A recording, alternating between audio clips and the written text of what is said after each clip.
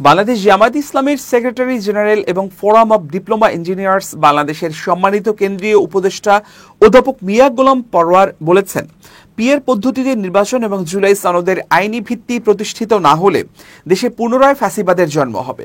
PR পদ্ধতি ছাড়া দেশের মানুষ অন্য কোনো নির্বাচন গ্রহণ করবে না। জাতীয় প্রেসক্লাব মিলনায়তনে পিআর পদ্ধতিতে নির্বাচন ও জুলাই সনদের আইনি ভিত্তি শীর্ষক গোলটেবিল বৈঠকে প্রধান অতিথির বক্তব্যে তিনি একথা বলেন। তিনি বলেন, দেশের ৭১% মানুষ পিআর পদ্ধতিতে নির্বাচন চায়। জুলাই সনদ বাস্তবায়ন না হলে ছাত্র জনতার রক্তদান বিফলে যাবে। সংস্কারবিহীন নির্বাচন হলে আবার ফ্যাসিবাদ জন্ম নেবে। যারা আওয়ামী আমলের মতো স্বৈরাচার ও ফ্যাসিবাদ ফিরিয়ে আনতে চায় তারাই সংস্কার ছাড়া নির্বাচন চায়। জুলাই বিপ্লবের পর যাদের জনগণ ক্ষমতায় বসিয়েছে তারাও আজ ফ্যাসিবাদের সাথে আপোষ করছে। এই বাস্তবতায় অবাধ, সুষ্ঠু, নিরপেক্ষ ও অংশগ্রহণমূলক নির্বাচন নিশ্চিত করতে হলে পিআর পদ্ধতির বিকল্প নাই।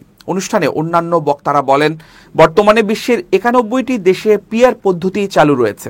বাংলাদেশেও এই পদ্ধতি চালু হলে ফ্যাসিবাদী প্রবণতা রোধ হবে, সংলাপের সংস্কৃতি গড়ে উঠবে এবং বহুদলীয় অংশগ্রহণমূলক সরকার প্রতিষ্ঠা সম্ভব হবে।